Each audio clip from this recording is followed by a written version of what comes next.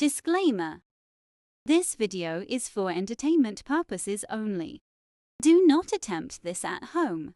Vitiated how to will not be responsible because you decided to be a cheap ass and not hire a professional. On with the show.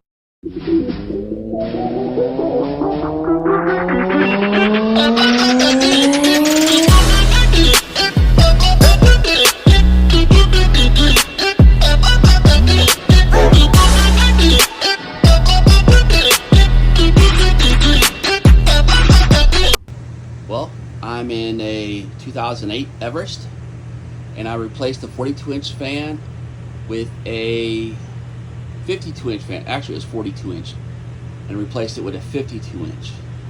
And I have 3 inches of clearance there.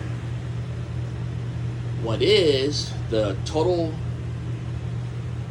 ceiling fan, if you will, is 16 inches. The dowel by itself, that dowel rod right there, is 6 inches. So in order to get past that there, if you're wanting to put a 52-inch ceiling fan and said Keystone Everest fifth wheel, you need a 6-inch dowel, and it doesn't need to weigh more than 20 pounds total weight of the ceiling fan.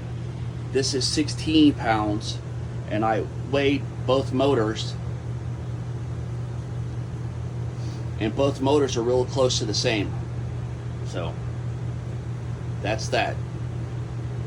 Will it close with the slide outs in, or will the slide outs close with that? Yes and no.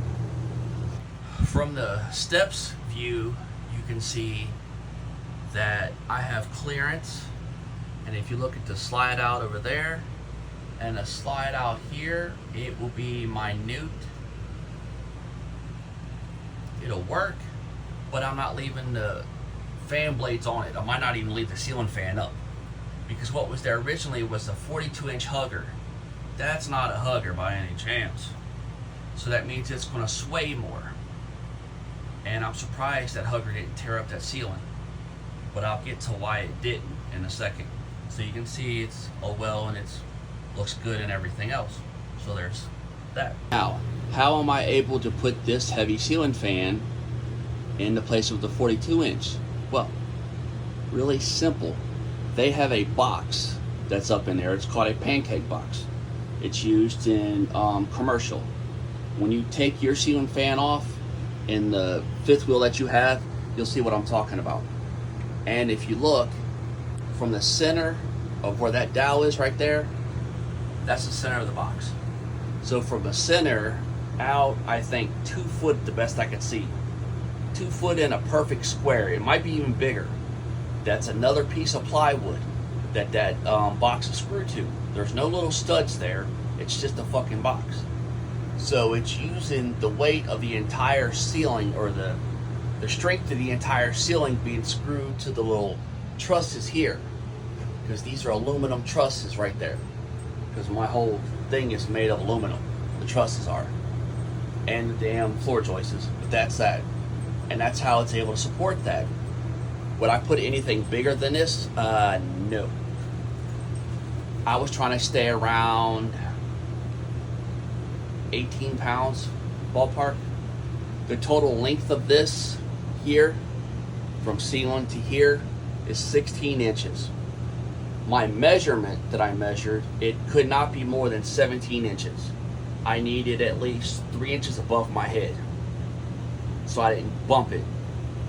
And I needed to clear that island light, which was about 8 or 9 inches from the ceiling to the bottom of that. And as you can see, let me walk over here and show it to you. As you can see, my math was math good, because that's what I needed, what I was trying to go for anyway. So when I seen this had a 6-inch dowel rod, that was perfect, because I got 2 inches and then another 1.5 inches, 2 inches from the top of the ceiling fan right there. From the top of the ceiling fan to where the blades are, that's about 3 inches. So everything worked out perfect. Will it be that way all the time? No. And I got one because I hate remotes. I hate the ones that don't have the chains because the damn remotes always go out. And they are a pain in the ass to get new ones. So, and plus it was $59. Hell, I couldn't find one on Marketplace cheaper than that. And they were used. Do I like the ceiling fan? Not really. But it does what I want it to do. So, now that we're on that subject, why did I do it? Well, pretty simple, because I have a 2008 Keystone Everest, and it originally came with one AC, and it has duct work. As you can see here, duct work. And that little vent right there, you could open it and it shoots straight down all the time. And you see my little contraption that I made there. I got a video how I did it, other yada yada. But it was still not blowing out to here where I need it to, which is 15 feet away from the ceiling fan. I wanted it to hit the TV because sometimes these ducts are good, sometimes they're not. And I fixed that problem too. There's another video floating around for that. So the 42-inch fan just wasn't doing it. It would go a couple feet past the ceiling fan, and that's as far as it would go. Now the ceiling fan blows it all the way over there, just like I want it to. How, you might ask? Well, I have the ceiling fan where it pulls the air up, so it spins this way. I know they say in the summertime that you got to have it spin this way so it blows the air down. I'm telling you, that's not true. I've been an electrician for over 20 years, and I've installed a lot of fans, and I have 7 fans in my house alone, and every one of them are faced this way. Every one of them, because it pulls the cool air and it blows the heat that way to where it's going to hit the walls and come down and hit the floor, so it creates a little cyclone of weather, if you will, for lack of a better word. There's an actual word for it and I can't remember right now. So it actually works really well.